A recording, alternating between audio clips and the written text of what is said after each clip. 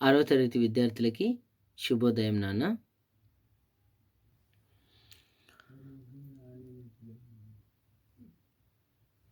మనము 8వ పాఠమైనటువంటి చెరువు గురించి తెలుసుకుంటున్నాం.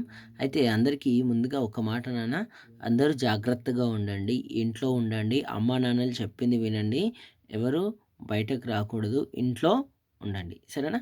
ఓకే, చెరువు లెసన్ గురించి మనం తెలుసుకుంటున్నాం కదా.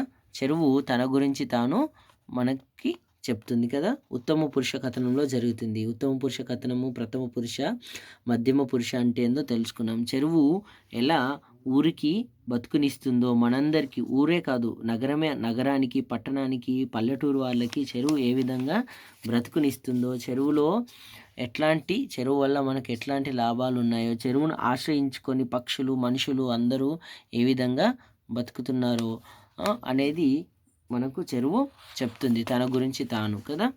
చెరువు తన గురించి తాను చెప్పుకోవడం జరుగుతుంది. తను ఎలా ప్రజలకి సేవ చేస్తుందో, ప్రజలందరూ తనని ఎలా కాపాడుకుంటారో చెరువు చెప్తుంది. దాంట్లో భాగంగా ఒక మాట చెప్పింది కదా, ఎప్పుడు సంపద కలిగిన అప్పుడే బంధువులత్తురది ఎట్లన్నన్ తెప్పలుగా చెరువు నిండిన కప్పలు 10,000 చేరు గదరా సుమతి. ఈ పద్యం అర్థమైందా మీకు? మన దగ్గర డబ్బు ధనం ఉన్నప్పుడే అందరూ మన చుట్టాలు పక్కాలు అంటూ మన దగ్గరికి వస్తారు. ఒక్క రూపాయి మన దగ్గర లేకపోతే అప్పుడు సొంతం వాళ్ళే మనల్ని దూరం చేసుకుంటారు. కాబట్టి జీవితంలో డబ్బు చాలా ముఖ్యము. ఎప్పుడు సంపద కలిగిన అప్పుడే బంధువులత్తురది ఎట్లన్నాను. వాడెవడో మనకు తెలియని వాడు కూడా మన బంధువు అని మన దగ్గరకు వస్తాడు, మన దగ్గర డబ్బు ఉంటే. లేకపోతే ఎవ్వరూ రారు, అసలు మనల్ని పట్టించుకోరు. కాబట్టి తెప్పలుగా చెరువు నిండిన కప్పలు 10,000 చేరు గదరా సుమతి. బద్దెన్ గారు చెప్పారు కదా, రైట్. ఇట్లా మళ్ళీ చెరువుని తవ్వడానికి ప్రజలు ఎంత కష్టపడ్డారో కదా. కేవలం పల్లెల్లోనే కాకుండా పట్టణంలో కూడా చెరువు మనకి అనేక సేవలు చేస్తుందని చెప్పుకుంటూ వస్తున్నాం కదా, రైట్. ఇవన్నీ ఎట్లా ఉన్నా ఈ మధ్య చెరువు పరిస్థితి బాగా లేకుండా పోయింది. కొంతమంది మూర్ఖులు, ఎదవలు ఏం చేస్తున్నారు, వాళ్ళు తమ స్వార్థం కోసం చెరువుని ఆక్రమించేస్తున్నారు కదా. చెరువులను ఆక్రమించేసి దాంట్లో వెంచర్స్ వేసేసి దాంట్లో బిల్డింగ్స్ కట్టేస్తున్నారు. అందువల్లే కదా మొన్న హైదరాబాదులో అంత పెద్ద వరద వచ్చినప్పుడు ఏమైంది, అన్ని ఇండ్లు మునిగిపోయాయి కదా. అక్రమ నిర్మాణాలు, ఆక్రమణలు, దురాక్రమణలు చేయడం స్వార్థంతో అప్పుడు ఏమవుతుంది, గంగాలమంతా ఉన్న చెరువు తాంబాలమంతా అయిపోతుంది. నేను నిండితే మీ కడుపులు నిండుతాయి. చెరువు నిండుగా ఉంటే మన కడుపులు నిండుతాయి. నేను ఎండితే మీ కడుపులు ఎండుతాయి. ఇది మన అనుబంధం.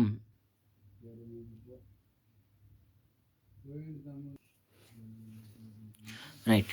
చెరువు నిండితే మన కడుపులు నిండుతాయి, చెరువు ఎండితే మన కడుపులు ఎండుతాయి. కాబట్టి చెరువు బాగుండాలి. చెరువులో ఫ్యాక్టరీల నుంచి తర్వాత వివిధ వ్యర్థ పదార్థాలు తీసుకొచ్చి చెరువు నీళ్ళని, తర్వాత అనేక రసాయన ఎరువులు వేసి చెరువు నీళ్ళని మనము పాడు చేస్తున్నాం. అట్లా చేయకూడదని చెరువు మనకు చెప్తుంది. తన పరిస్థితి నానాటికి తీసింకట్టు నాగంబొట్లుగా ఉన్నట్టు అవుతుంది. చెరువు నీళ్లు కలుషితం అయితే భూగర్భ జలాలు కూడా కలుషితం అవుతాయి. కాబట్టి దానివల్ల ప్రజల యొక్క ప్రాణాలకి, భూగర్భ జలాలు అంటే మన బోర్ వాటర్కి కూడా కలుషితం అవుతాయి. చెరువు నీళ్ళు కలుషితం అయితే ఎందుకు, చెరువు నీళ్ళే కదా భూమిలోకి ఇంకేవి. కాబట్టి చెరువు నీళ్ళు కలుషితంగా ఉంటే, అంటే పొల్యూట్గా ఉంటే భూమిలోంచి వచ్చే అంటే బోర్ వాటర్ కూడా అప్పుడు పొల్యూట్ అవుతుంది. అప్పుడప్పుడు హైదరాబాద్లో మనం చూస్తూ ఉంటాం కదా, ఏమవుతుంది, బోర్లలో వాటరు అంతా కలుషితంగా పొల్యూట్ అయ్యి వచ్చేస్తుంటుంది కదా. దానికి కారణం ఇదే అన్నమాట. Okay, next. వినాయక చవితి వచ్చిందంటే నా గుండె గుబేలుమంటది.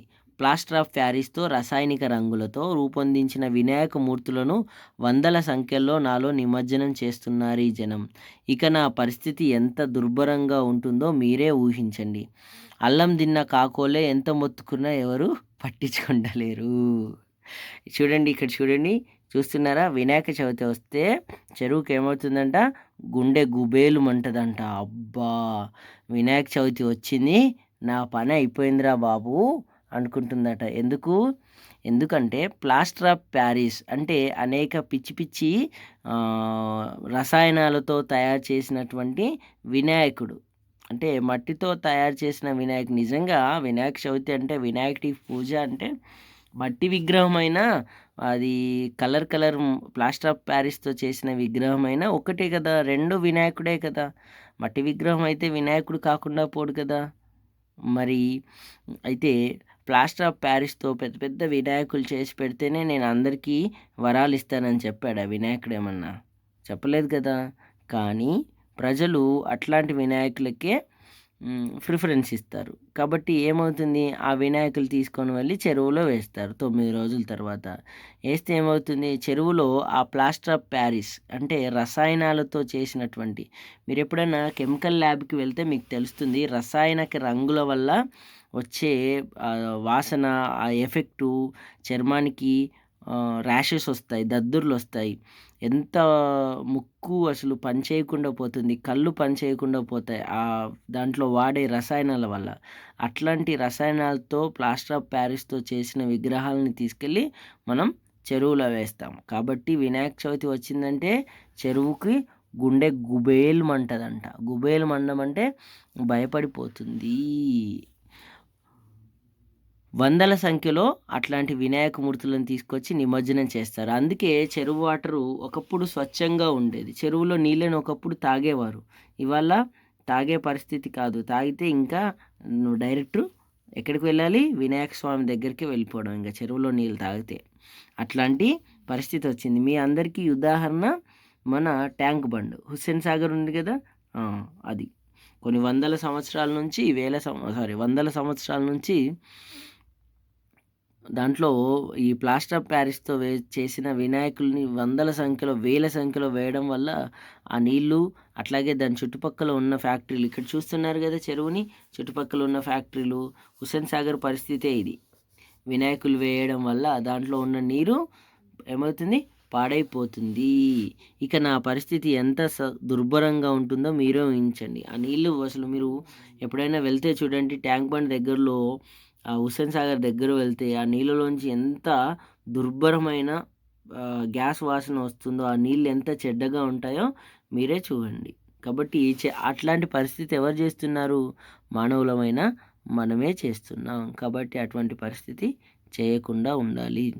అల్లం తిన్న కాకోలే ఎంత మొత్తుకున్నా ఎవరు పట్టించుకుంటలేరు.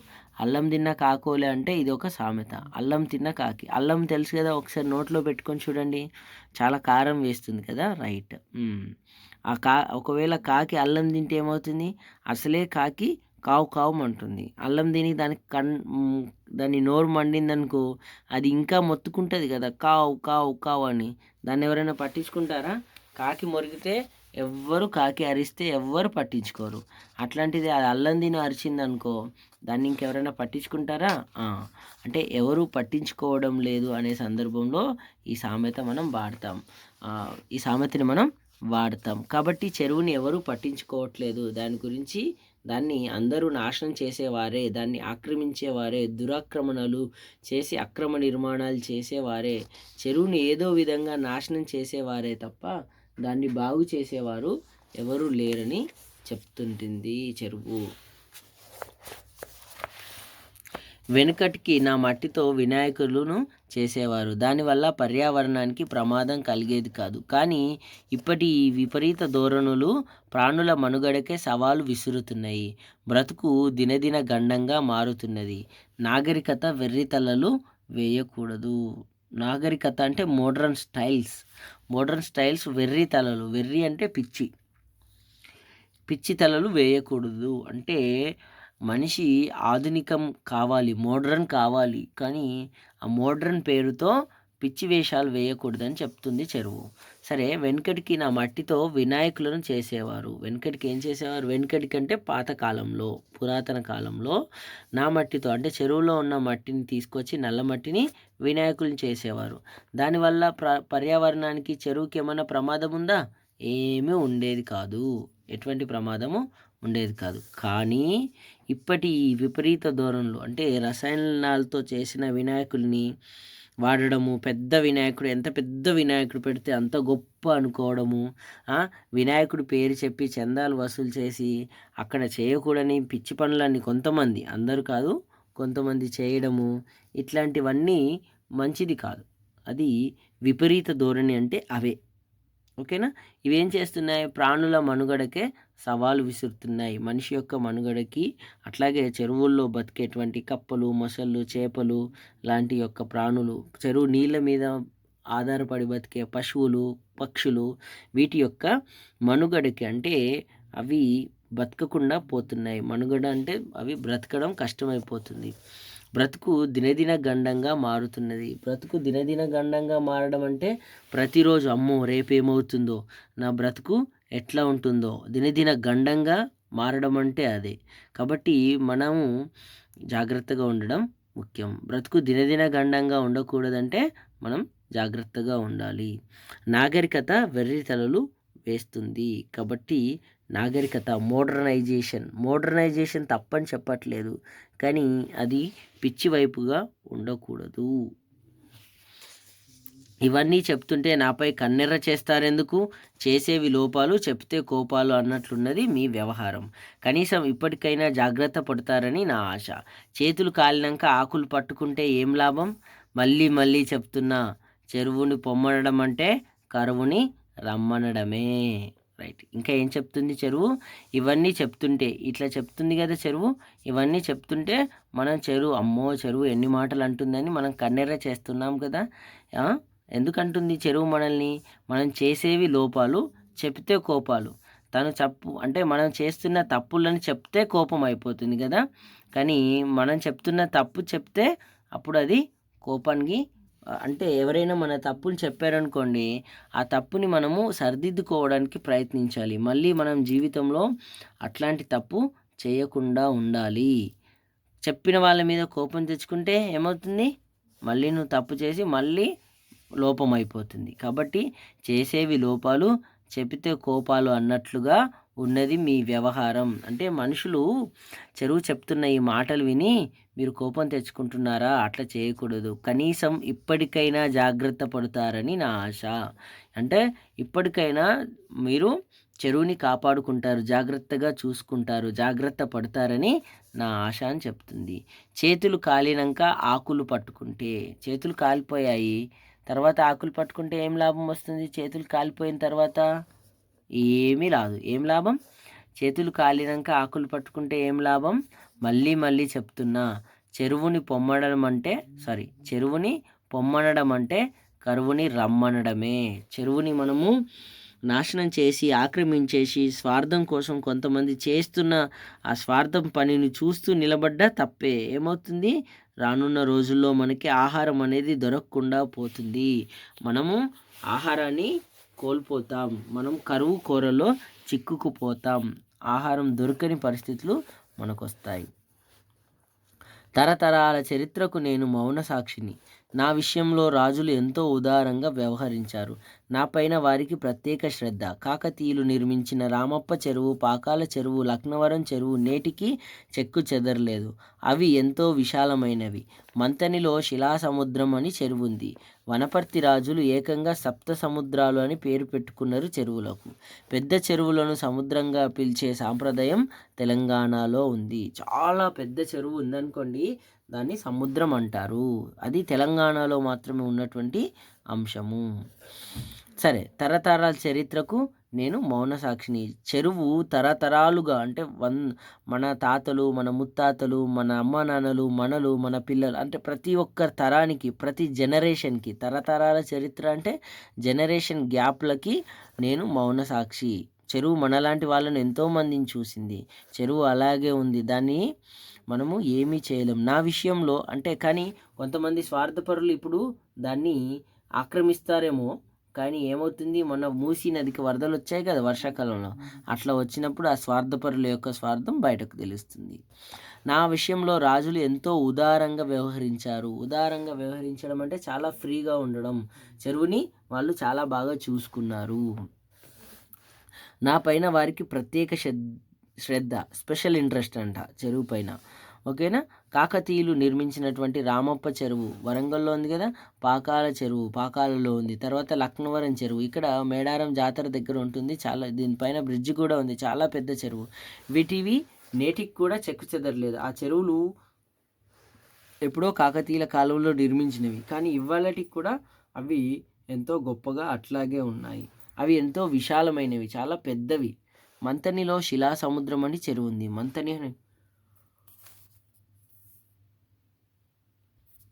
Right, okay. మంతన్లో శిలా సముద్రం అనేటువంటిది, సముద్రం అంటే తెలంగాణలో చాలా పెద్ద చెరువుకి, అంటే చాలా పెద్దగా ఉన్న చెరువుకి సముద్రం అని పేరు పెట్టుకుంటారనమాట.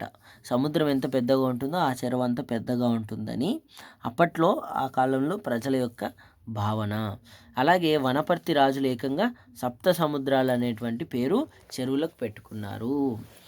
కాలం ఏదైనా నాకేమైనా మీ కొరకే జీవిస్తున్నా, వానాకాలంలో నేను నిండి పంటలు పండటానికి సహాయపడుతున్నా, నా నీళ్ళనే కాదు మీ కళ్ళకు మనసుకు ఆనందాన్ని పంచుతున్నా, వెన్నెల కాలంలో ప్రకృతి అందాల ప్రదర్శనశాలపై మిమ్ములను పరవశింపజేస్తున్నా, ఎండాకాలంలో మత్స్యకారుల ఆర్థిక బలాన్ని పెంచుతున్నా, ఇంతగా మీకు సహాయపడే నన్ను చిన్నచూపు చూడడం న్యాయమా? ఇప్పటికైనా మీకు సోయి రావాలి. నన్ను రక్షించడం అంటే మిమ్ములను మీరు రక్షించుకోవడమే. అందుకే చివరిగా మీ గదువ వట్టి చెప్తున్నా, చెట్లను పెంచండి, తద్వారా వర్షాలను ఆహ్వానించండి, నేను నిండేటట్లు మీ బతుకు పండేటట్లు చూసుకోండి. చెరువు ఏం చెప్తుంది? ఏ కాలమైనా ఏదేమైనా చెరువు మన కోసమే జీవిస్తుంది, మానవుల కొరకే చెరువు జీవిస్తుంది. కాబట్టి ఆ చెరువుని మనం కాపాడుకోవడం ప్రతి ఒక్క మానవుడి బాధ్యత. మనిషి అని చెప్పుకునేవాడి ప్రతి ఒక్కడి బాధ్యత చెరువులని కాపాడుకోవడం. ఎందుకు? అవి మన కొరకే జీవిస్తున్నాయి, మనకి అవి జీవితాన్ని ఇస్తున్నాయి, ఆహారాన్ని ఇస్తున్నాయి, మనము తినడానికి తిండిని ఇస్తున్నాయి, అది ఏ పద్ధతిలో అయినా సరే. ఓకేనా. వానాకాలంలో చెరువుల నుండి పంటలు పండడానికి సహాయపడితేనే కదా, పంటలు పండితేనే కదా మనం తినే ఆహారం ఏదైనా సరే వచ్చేది. మనము తినే ఏ ఆహారమైనా, pizza, burger, something or everything ఏదైనా కావచ్చు, దాని యొక్క మూలము అవి పంటలు పండడం, చెట్ల ద్వారా. చెట్లు పంటలు పండాలంటే నీళ్లు కావాలి, ఆ నీళ్ళని ఇచ్చేవి వర్షాలు, చెరువులే. కాబట్టి చెరువులను కాపాడుకోవడం అనేది కేవలం నీళ్ళనే కాదు, మీ కళ్ళకు మనసుకు ఆనందాన్ని పంచుతుంది. కేవలం పంటలను పండించడానికే కాదు, పెద్ద చెరువును చూసి, ఆ చెరువు ద్వారా వచ్చిన పచ్చదనాన్ని చూసి మన మనసుకు మన కళ్ళకు కూడా ఆనందం ఉంటుంది. వెన్నెల కాలంలో ప్రకృతి అందాల ప్రదర్శనను మనకు, అంటే చెరువులో చూడండి, వెన్నెల రోజు చెరువులో వెళ్ళి అక్కడ చూస్తుంటే ఆ దృశ్యము, చందమామ నీళ్ళలో పడి అది రిఫ్లెక్ట్ అయ్యి ఎంత బాగుంటుందో. కాబట్టి చెరువు మనకి ఆనందాన్ని ఇస్తుంది, అలాగే ఆహారాన్ని ఇస్తుంది. ఓకేనా. ఎండాకాలంలో మత్స్యకారులకు, అంటే ఎవరైతే చేపలు పట్టుకొని జీవించే వాళ్ళు ఉన్నారో వారికి ఆర్థిక బలాన్ని కూడా చెరువు ఇస్తుంది. ఇంతగా మీకు సహాయపడే నన్ను చిన్నచూపు చూడడం న్యాయమా? మానవులకి ఇంతగా సేవ చేస్తుంది, ఇంతగా సహాయపడుతున్నటువంటి చెరువుని చిన్నచూపు చూడడం మంచిది కాదు. ఇది న్యాయమేనా? ఇప్పటికైనా మీకు సోయి రావాలి. ఏమంటుంది? సోయి అంటే జ్ఞానం. మీకు సోయి రావాలే. నన్ను రక్షించడం, ఒకవేళ మనం చెరువును రక్షించడం అంటే మిమ్ములను మీరు రక్షించుకోవడం, మనల్ని మనం ప్రతి మానవ జాతిని, మానవుడు అని చెప్పుకొనే మానవ జాతిని కాపాడిన వాళ్ళం అవుతాం చెరువును రక్షించడం అంటే. అందుకే చివరికి మీ గదువ పట్టి చెప్తున్నా. గదువ అంటే తెలుసు కదా, నోరు కింద ఉండేది, రైట్. ఆ గదువను పట్టి చెప్తుందంటే చెరువు, చెట్లను పెంచండి. ఓకేనా. చెట్లను పెంచడం ద్వారా వర్షాలని ఆహ్వానించండి, తద్వారా నేను నిండేటట్లు చేసి మీ బతుకుని పండేటట్లు చేసుకోండి. ఓకేనా. చెరువు లెసన్ అర్థమైంది కదా, రైట్. ఇక చూడండి, ఇది పంపిస్తాను, మీరు క్వశ్చన్కి ఆన్సర్ రాయండి. తర్వాత ఇవి చేయండి ఉంది కదా, ఇది చేయండి, సరేనా. ధారాళంగా చదవడం, ప్రతిస్పందించడం. ఓకేనా, రైట్. ఈ కింది పేరాన్ని చదివి 5 ప్రశ్నలు తయారు చేయండి. నెక్స్ట్ స్వీయ రచన. ఇక్కడ చెరువులు ఏ కాలంలో నిండుగా ఉంటాయి? నిండుగా ఉండడానికి మనం ఏం చేయాలి? చెరువులు అలుగులు పారినప్పుడు ప్రజల కళ్ళలో వెలుగులు ఎందుకు వస్తాయి? మీ ఊరి చెరువు కాలుష్యం బారిన పడకుండా ఉండడానికి మీరు ఇచ్చే సలహాలు ఏమిటి? ఈ 2 నేను పంపిస్తాను, ఈ 3వది మీరు రాయండి మీ సలహాలు. చెరువుల వలన కలుగు లాభాలు. ఈ 4వది మీరు రాయండి. పాఠం చదవండి. ఈ 2 ప్రశ్నలకి సమాధానాలు మీరు రాయండి. ఈ 2 ప్రశ్నల సమాధానాలు నేను పంపిస్తాను. ఓకేనా? రైట్. మళ్ళీ నెక్స్ట్ క్లాస్లో కలుసుకుందామా? రైట్. ఇక్కడ చూడండి, ఈ మొదటి ప్రశ్న, రెండవ ప్రశ్న నేను పంపిస్తాను. ఓకేనా? మొదటి ప్రశ్న, రెండవ ప్రశ్న. మూడవది, మీ ఊరి చెరువు కాలుష్యం అంటే పొల్యూషన్ కాకుండా ఉండడానికి మీరిచ్చే సలహాలు ఏమిటి? ఇది మీరు చెప్పండి, మీరు రాయండి ఈ ప్రశ్నకు సమాధానం. అట్లాగే చెరువుల వలన కలుగు లాభాలు, చెరువు వల్ల కలిగేటువంటి లాభం ఏంటో మీరు రాయండి, మీ ఓన్గా రాయండి. ఓకేనా? నెక్స్ట్ క్లాస్లో కలుసుకుందాం.